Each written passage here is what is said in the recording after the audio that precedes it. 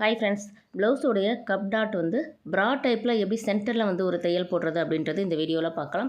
Video நீங்கள் skip பண்ணாமல் பாருங்கள். ஏன்னா ப்ளவுஸில் கப் டாட் வந்து ப்ரா டைப்பில் எப்படி வந்து கொடுக்கறது, சென்டரில் ஒரு தையல் போடும்போது அந்த கப்போட டாட் வந்து அவ்வளோ அழகாக எடுப்பாக கப்புக்கு கச்சிதமாக இருக்கும். அந்த மாதிரி நீங்கள் தையல் வந்து போடணும் அப்படின்னா வீடியோ நீங்கள் ஸ்கிப் பண்ணாமல் பாருங்கள். நான் ஸ்டெப் பை ஸ்டெப்பாக ஒரு ப்ளவுஸ் வந்து எப்படி ரொம்ப ஈஸியாக ஸ்டிச் பண்ணுறது அப்படின்றதும் வந்து சொல்கிறேன். ஃபஸ்ட்டு வந்து பார்த்திங்கன்னா கிராஸ் பீஸ் வந்து ஜாயின் பண்ணிக்கலாம். நீங்கள் எப்பயுமே ப்ளவுஸ் வந்து எடுத்து ஸ்டிச் பண்ண ஆரம்பிக்கிறீங்க அப்படின்னா கிராஸ் பீஸில் இருந்து ஆரம்பிங்க.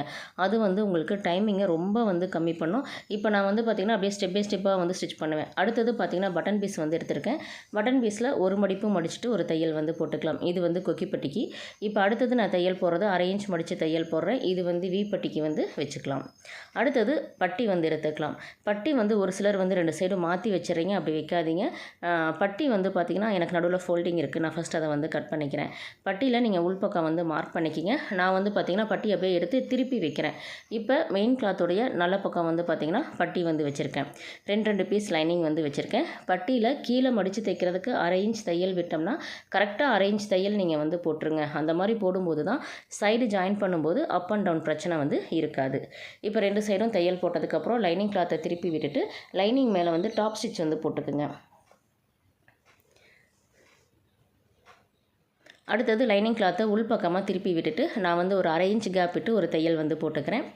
இதே மாதிரி 2 சைடும் போட்டுட்டு லைனிங்குடைய எஜ்ஜில் வந்து தையல் போட்டுக்கிட்டு மீதி எக்ஸ்ட்ரா இருக்க பீஸை அப்புறமா வந்து கட் பண்ணிக்கலாம். நீங்கள் இந்த எக்ஸ்ட்ரா இருக்க பீஸ் எல்லாம் கட் பண்ணுறது லாஸ்ட்டாக எல்லாமே அடித்து முடிச்சுட்டு அதுக்கப்புறமா கட் பண்ணுங்கள். உங்களுக்கு டைமிங் வந்து ரொம்பவே வந்து கம்மியாகும். சீக்கிரமாக 1 மணி நேரத்தில் ஒரு ப்ளவுஸ் வந்து நீங்கள் தைக்க முடியும். அடுத்தது பார்த்திங்கன்னா ஸ்லீவ் வந்து எடுத்துக்கிறேன். இப்போ ஸ்லீவில் வந்து பார்த்திங்கன்னா நான் கிளாத் வந்து அப்படியே நான் வந்து மெயின் கிளாத்துடைய உள்பக்கம் வந்து லைனிங் வந்து வச்சுக்கிறேன். அதனால் கிளாத் அப்படியே ஓப்பன் பண்ணிவிட்டு உள்பக்கம் லைனிங் வச்சுட்டு லைனிங் அடுத்த பீஸை அப்படியே பேப்பர் ஓப்பன் பண்ணுற மாதிரி அடுத்த சைடு வந்து திருப்பி வச்சுக்கலாம். ஏன்னா நான் ஸ்லீவில் வந்து பார்த்திங்கன்னா ஹெம்மிங் தான் போட போகிறேன். தையல் எனக்கு வந்து வெளியில் தெரியாது. அதனால் நான் மெயின் கிளாத்துடைய உள்பக்கம் லைனிங் வந்து வச்சுருக்கேன். லைனிங்குடைய ஓரத்தில் எல்லாம் தையல் போட்டுக்குங்க. லாஸ்ட்டாக வந்து கட் பண்ணிக்கலாம். ஒவ்வொன்றுமே தையல் போட்டதுக்கப்புறம் வச்சு நீங்கள் கட் பண்ணிகிட்டு இருக்காதீங்க. அந்த மாதிரி கட் பண்ணும்போது உங்களுக்கு டைமிங் வந்து அதிகமாகும். ப்ளவுஸ் தைக்கிறதுக்கு போர் அடிக்கிற மாதிரி இருக்கும். இப்போ அடுத்தது வந்து பார்த்திங்கன்னா முன்பக்கம் வந்து எடுத்துக்கிட்டேன். இப்போ முன்பக்கம் அப்படின்றது வந்து பார்த்திங்கன்னா இதுவும் நான் மெயின் கிளாத்துடைய உள்பக்கம் வந்து லைனிங் வந்து வச்சுக்கிறேன். ஏன்னா நெக்குக்கு வந்து கிராஸ் பீஸ் கொடுத்து தைக்க போகிறோம். அதனால் மெயின் கிளாத்துடைய உள்பக்கம் வந்து லைனிங் வச்சுட்டு லைனிங்குடைய எஜ்ஜிலேயே வந்து தையல் வந்து போட்டுக்கலாம். எஜ்ஜு தையல் அப்படின்றது ஒரு பாயிண்ட் அளவில் தான் நீங்கள் தையல் போடணும். ஒரு சிலர் 1/4 இன்ச் தள்ளி தையல் வந்து போடுவீங்க. அப்படி போடாதீங்க. அந்த தையல் உங்களுக்கு ஸ்டிச் பண்ணும்போது வெளியில் தெரிய ஆரம்பிக்கும். அடுத்தது இப்போ வந்து பேக் பீஸ் வந்து எடுத்துட்டேன். இதுவுமே மெயின் கிளாத்துடைய உள்பக்கம் வந்து லைனிங் வந்து வச்சுட்டேன். இந்த எஜ்ஜிலேயே வந்து லைனிங்குடைய ஓரத்திலே வந்து ஓரத்தையல் வந்து போட்டுக்கலாம்.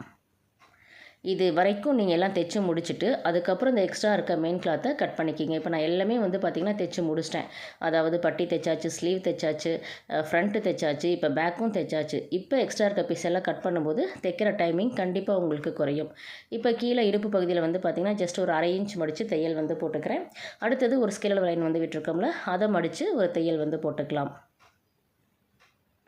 அடுத்தது உங்களுக்கு அளவு ப்ளவுஸ் இருந்தால் அளவு ப்ளவுஸை வச்சு நீங்கள் டாட்டோடைய அளவு வந்து மார்க் பண்ணிக்கலாம். இடுப்பு சுற்றளவு நான் வந்து ஒரு 1 இன்ச் வந்து டாட் பிடிக்கிறதுக்கு விட்டுட்டு இடுப்பு சுற்றளவு வந்து மார்க் பண்ணிக்கிறேன். அப்படியே அந்த கிளாத்தை வந்து 2ஆக மடிச்சுட்டு ஒரு 4 இன்ச் ஹைட் இருக்க மாதிரி நான் வந்து மார்க் பண்ணிக்கிறேன்.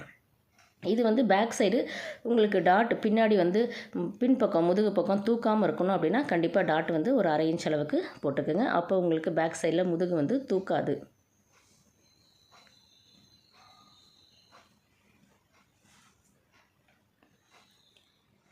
அது அப்படியே நெகத்தில் வந்து ப்ரெஸ் பண்ணி விட்டுருங்க. அடுத்தது பார்த்திங்கன்னா ஸ்லீவ் வந்து எடுத்துக்கிறேன். ஸ்லீவில் எஜ்ஜு தையல் போட்டதோடு இருக்குது. இப்போ ஒரு 1/4 இன்ச் மடித்து ஒரு தையல் வந்து போட்டுக்கிறேன். ஏன்னா இதுக்கு நான் ஹெம்மிங் தான் வந்து பண்ண போகிறேன். அடுத்தது தையலை கொஞ்சம் பெருசு பண்ணிவிட்டு இப்போ என்ன பண்ண போகிறேன், அது ஒரு ஸ்கேல் லைன் விட்டோம்ல அந்த அளவுக்கு மடிச்சுட்டு சென்டரில் ஒரு தையல் வந்து போட்டுக்கிறேன். லாஸ்ட்டாக ஹெம்மிங் பண்ணிவிட்டு இந்த தையல் வந்து நான் பிரிச்சுருவேன்.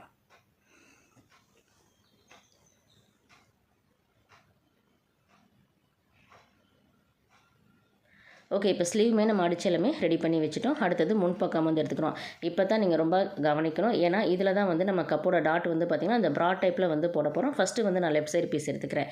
கீழே 2 பக்கம் சிசர் கட் இருக்குல்ல, அதை நேர் பண்ணி சென்டர் பண்ணி மடிச்சுட்டு நான் வந்து ஒரு 3 இன்ச் ஹைட் இருக்க மாதிரி மார்க் பண்ணிவிட்டு ஒரு லைன் போட்டுக்குங்க. அந்த லைன் நேர் தையல் போடுங்க. ஒருவேளை உங்களுக்கு வந்து தையல் போட வரல, கிராஸாக போகுது, கோணையாக போகுது அப்படின்னா டேப் வச்சு மார்க் பண்ணி அந்த மார்க்கிங் நேர் அப்படியே தையல் போடுங்க. இப்போ அடுத்த சைடு பீஸும் அதே மாதிரி வந்து மடிச்சுட்டு அதே மாதிரி 3 இன்ச் மார்க் பண்ணி தையல் வந்து போட்டுக்கலாம். இது வந்து ரொம்ப ஈஸி தான். ஆனால் கப்பு பார்த்திங்கன்னா அவ்வளோ அழகாக எடுப்பாக இருக்கும்.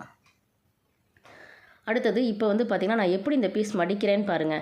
அந்த சென்ட்ரு டாட் இருக்குல்ல, அந்த டாட் நல்லா மேலே எட்ஜில் வர்ற மாதிரி வந்து வச்சுட்டு இந்த ஷேப் வந்து நீங்கள் எடுத்திங்கன்னா உங்களுக்கு அவ்வளோ கரெக்டாக வந்து வரும். இது கப்பு வந்து டாட் வந்து பார்த்திங்கன்னா நல்லா அந்த ப்ராட் டைப்பில் இருக்கிற மாதிரி நமக்கு நல்ல எடுப்பாக வந்து இருக்கும்.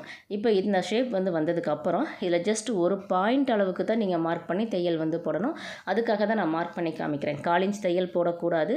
ஜஸ்ட் ஒரு பாயிண்ட் அந்த எட்ஜிலேயே ஒரு தையல் வந்து போட்டிங்கன்னா போதும். கப்பு அவ்வளோ நச்சுன்னு இருக்கும். இது தைச்சதுக்கப்புறம் நான் எடுத்து காமிக்கிறேன் பாருங்கள் எவ்வளோ அழகாக எடுப்பாக இருக்குன்னு.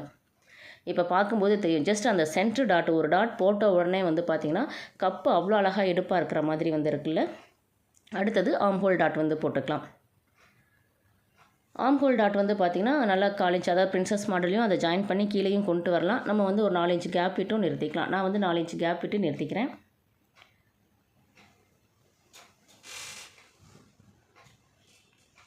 இப்போ பாருங்கள் கப்போட டாட் வந்து எவ்வளோ அழகாக எடுப்பாக இருக்குது அப்படின்றது பார்க்கும்போதே தெரியும். ரொம்ப ரொம்ப அழகாக இருக்கும். ஆனால் இந்த டாட் வந்து நீங்கள் இந்த மாதிரி போட்டு பாருங்கள். அந்த சென்டர் டாட் இப்போ நான் மறுபடியும் அடுத்த பீஸில் எப்படி மடிக்கிறேன் அப்படின்றது வந்து பாருங்கள், உங்களுக்கு தெரியும். நல்லா அந்த சென்டர் டாட் நல்லா மேலே இருக்க மாதிரி வச்சு அதை சென்டர் பண்ணி மடிச்சிங்கன்னா போதும். அப்படியே நீட்டாக அந்த ஷேப் வந்து கிடைக்கும்.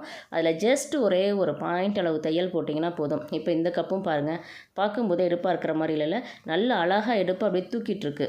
அந்த மாதிரி இருக்கும்போது நமக்கு வந்து பார்த்திங்கன்னா நமக்கு அந்த கப்புக்கு அழகான அந்த ஷேப் வந்து நல்லா அழகாக எடுப்பாக வந்து கிடைக்கும். அடுத்தது இந்த டாட் எல்லாம் போட்டு முடிச்சதுக்கப்புறம் வழக்கம் போல் பட்டி வந்து ஜாயின் பண்ணிக்கலாம். பட்டியில் வந்து 1/2 இன்ச் அளவுக்கு மட்டும் தையல் வந்து போட்டுக்கலாம். ஏன்னா நம்ம பட்டி ஜாயின் பண்ணுறதுக்கு 1/2 இன்ச் தையல் விட்டுருக்கோம். அப்போ அதே மாதிரி 1/2 இன்ச் தையல் வந்து கண்டிப்பாக நீங்கள் வந்து பட்டியில் பிடிச்சா மட்டும்தான் சைடு ஜாயின் பண்ணும்போது அந்த அப் அண்ட் டவுன் பிரச்சனை வந்து இருக்காது. இது ரெண்டும் ஒரு பட்டியில், அதாவது ஒரு தையல் போட்டதுக்கப்புறம் நீங்கள் என்ன பண்ணணும், 2 பீஸும் கரெக்டாக இருக்கா அப்படின்றத ஒன்ஸ் வந்து செக் பண்ணிக்கிங்க. ஏன்னா அந்த ஹூக்கு பட்டி அதிகமாக வருதுல்ல, அதுக்காக ஃபஸ்ட்டு செக் பண்ணிவிட்டு அதுக்கப்புறம் இன்னொரு தையல் வந்து பட்டியில் வந்து போட்டுக்குங்க. இப்போ 2 தையல் வந்து போட்டாச்சு. அது போட்டு முடிச்சதுக்கப்புறம் நீங்கள் என்ன பண்ணலாம், நமக்கு வந்து கப்பு தனியாக பட்டி தனியாக எடுப்பாக வரணும் அப்படின்னா நம்ம அது பட்டி ஜாயின் பண்ணியிருக்கிறோம்ல, அதில் மெயின் பீஸ் மேலே வந்து பார்த்திங்கன்னா அந்த எட்ஜில் வந்து ஒரு தையல் போட்டிங்கன்னா நமக்கு இன்னும் நல்லா ஸ்டிஃபாக கப்பு தனியாக பட்டி தனியாக நல்லா எடுப்பாக வந்து இருக்கும். அடுத்தது ஹூக்குப்பட்டி வந்து வச்சுக்கலாம். ஒரு 1/2 இன்ச் உள்பக்கம் மடித்து விட்டுட்டு 1/4 இன்ச் அளவுக்கு நேராக வந்து தையல் வந்து போட்டுக்கிறேன். ஒரு சிலர் ஊக்குப்பட்டி வைக்கும்போது பார்த்திங்கன்னா அந்த ஷேப் வந்து லைட்டாக அந்த சென்டரில் வந்து கோணையாக போகும். அதுக்கு என்ன ரீசன் அப்படின்னா, பட்டி ஜாயின் பண்ணும்போது கரெக்டாக ஜாயின் பண்ணல அப்படின்னா ஹூக்குப்பட்டி வந்து வைக்கும்போது உங்களுக்கு என்னாகும், அந்த இடம் வந்து லைட்டாக வளைவாக இருக்கும். இப்போ வந்து பார்த்திங்கன்னா நான் இதை மடித்து விடுறேன்ல, இதை நீங்கள் இழுக்காமல் தையல் போட்டிங்கன்னா உங்களுக்கு கொக்கிப்பட்டி வந்து கொஞ்சம் பெருசாக வந்து வராது. லைட்டாக நீங்கள் கை வந்து அந்த இடத்துல ஃபிங்கர் வந்து டச் பண்ணணுமே தவிர ரொம்ப போட்டு அதை இழுத்தெல்லாம் பண்ணிட்டீங்கன்னா அசிங்கமாக போயிடும். அது உங்களுக்கு இழுத்து வந்துடும். இப்போ வந்து பாருங்கள், நான் ஹூக்கு பட்டி வச்சதுக்கப்புறம் எனக்கு அந்த இடம் வந்து பார்த்திங்கன்னா நேராக இருக்குது. கொஞ்சம் கூட வளைவு வந்து தெரியாது. அடுத்தது வீப்பட்டி வந்து தையல் போட்டுக்கலாம். அதுவும் அதே மாதிரி ஒரு 1/4 இன்ச் தையல் போட்டு கிளாத்தை திருப்பி மேலே தையல் போட்டு இப்போ வந்து நல்ல பக்கம் வந்து திருப்பிக்கலாம். நான் இதில் நம்ம ஏற்கனவே தையல் போட்டிருக்கோம்ல, அதை மார்க் பண்ணி காமிக்கிறேன். அந்த நேர் வந்து மடித்து விட்டுக்குங்க. மடித்து விட்டு ஃபஸ்ட்டு சென்டரில் ஒரு தையல் போட்டுட்டு அதுக்கப்புறம் வி மார்க் பண்ணி அதுக்கப்புறம் நீங்கள் வி வந்து போட்டுக்கலாம். நீங்கள் வி போடுறதா இருந்தாலும் நல்லா ஸ்ட்ராங்காக நல்லா பேக் ஸ்டிச் வந்து போட்டிங்கன்னா நல்லா ஸ்ட்ராங்காக எடுப்பாக இருக்கும். அப்படி இல்லை நீங்கள் நாட் கட்டுறீங்க அப்படின்னாலும் அதுவுமே நீங்கள் வந்து கட்டிக்கலாம். ஐ கட்டுறது அந்த மாதிரி எது வேணாலும் நீங்கள் வந்து பண்ணிக்கலாம்.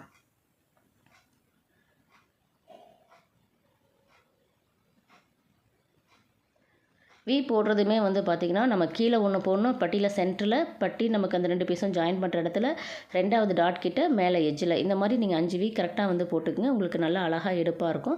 கப்பு வந்து அப்போ தான் நமக்கு கச்சிதமாக வந்து சீட் ஆகும். இப்போவும் 2 பீஸும் கரெக்டாக இருக்கா அப்படின்றத ஒன்ஸ் வந்து நீங்கள் செக் பண்ணி பார்த்துங்க. எனக்கு 2மே வந்து கரெக்டாக இருக்குது. அடுத்தது நம்ம ஷோல்டர் வந்து ஜாயின் பண்ணிக்கலாம். ஷோல்டரில் கரெக்டாக அரை இன்ச் தையல் வந்து விட்டுருக்கோம். அப்போ கரெக்டாக அரை இன்ச் தையலுக்கு நீங்கள் தையல் போடும்போது தான் உங்களுக்கு சைடு ஜாயின் பண்ணும்போது அப் அண்ட் டவுன் பிரச்சனை வந்து வராது. இதை ஏன் நான் அடிக்கடி சொல்லிட்டுருக்கிறேன் அப்படின்னா, ஏன்னா சைடு ஜாயின் பண்ணும்போது அப் அண்ட் டவுன் பிரச்சனை வருது இல்லை, அது வராமல் நீங்கள் குறைக்கணும் அப்படின்னா நான் எங்கெல்லாம் சைடு ஜாயிண்ட் ப்ராப்ளம் பற்றி சொல்கிறேனோ அங்கெல்லாம் நீங்கள் ஸ்டிச் வந்து கரெக்டாக போட்டிங்க அப்படின்னா உங்களுக்கு சைடு ஜாயிண்ட் ப்ராப்ளம் வந்து வராது. அடுத்தது நெக்குக்கு வந்து கிராஸ் பீஸ் வந்து கொடுத்துக்கிறேன். ஜஸ்ட் ஒரு பாயிண்ட் அளவுக்கு, அதாவது சிங்கிள் கைடு அளவுக்கு மட்டும் ஒரு தையல் வந்து போட்டுக்கலாம்.